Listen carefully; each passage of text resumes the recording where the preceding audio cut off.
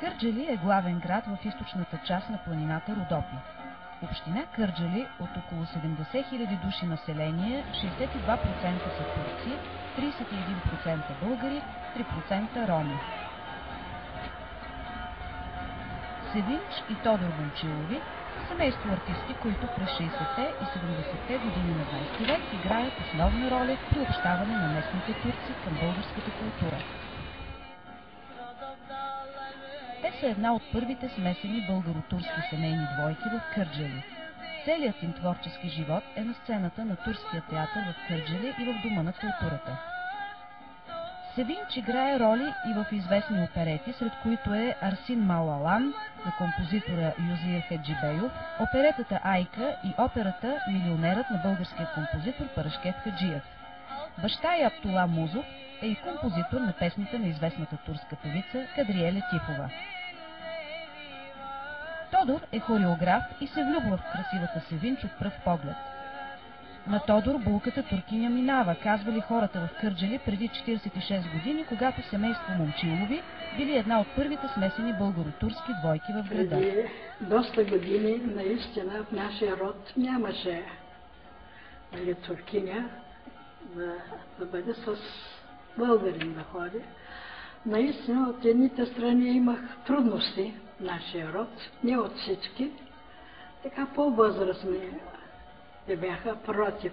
А после свикнаха. В нашия род не сме правили голяма разлика между българи, между турци. Турското ми име е Севинч. Никогаш нашата махала не викаха Севинч, ами Сева. Сестра ми също с българско име. На времето още, не сега, дето смениха имената. Каймет се казва, всички знаят Кети. Никогаш при нас не е имало разлика между българи и турци. Може би за това семейството ни върви. Сева и Тодор говорят в къщи на български език. Тодор още си спомня как преди години е признал на турски "Обичам те много". Çok seviyorum sana. Така е. По-голяма позиция имаше от страна на булката. Види се, тази етнос беше доста така озлобена от това, което се случило, но и той се пренебрегна след години. Сева признава, че любовта й с Тодор й дава шанс да се чувства модерна и свободна жена. При нас в турското общество поначало малко сме, не малко, тогава бяхме по-изостанали. Съвременни работи, всичко от него научих. Бях по-свободна. Празнуваме и Великден, и Байряма, и всички християнски и мухамедански празници. Повечето съм влизала в църква, отколкото в джамия. В джамия много рядко влизам. Сева не е единствената туркиня, която пали свещ в църква. Отец Петър Гарена, който проповядва в църквата в Кърджали Свети Георги Победоносец, свидетелства за алияни, които идват в православния храм.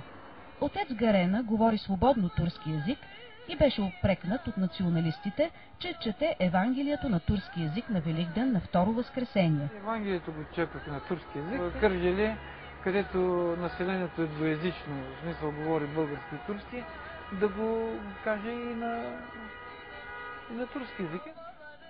Част от местното население са и алияни, които имат в традицията си и паленето на свещи. Внучката Теодора живее с родителите си в Кипър, тя прекарва лятната си ваканция в Кърджали. Значи това, което аз съм научила от моите баба и дядо, уроци за любовта, уроци за разбирателството и от моя дядо съм научила танци, той е хореограф. От моята баба също съм научила вкусни турски манджи. Турски език, със съжаление, знае много малко, но достатъчно, че да имам малкото самочувствие, че знае. Малко. Смесени бракове има, защото любовта няма граница. Младите хора, както имаше една реклама, се обичат. И нека да се обичат. Но съм дълбоко убеден от наблюденията ми, че има много такива бракове. Но някакси в провинцията хората толкова не се откриват. За мен има такива бракове. Те са мирни и тихи. Според мен религията може да са различни, обаче Бог е едно. Аллах и Господ един и същ човек. Това е. Само един Господ има. Разлика за това не прави и не може да правим разлика.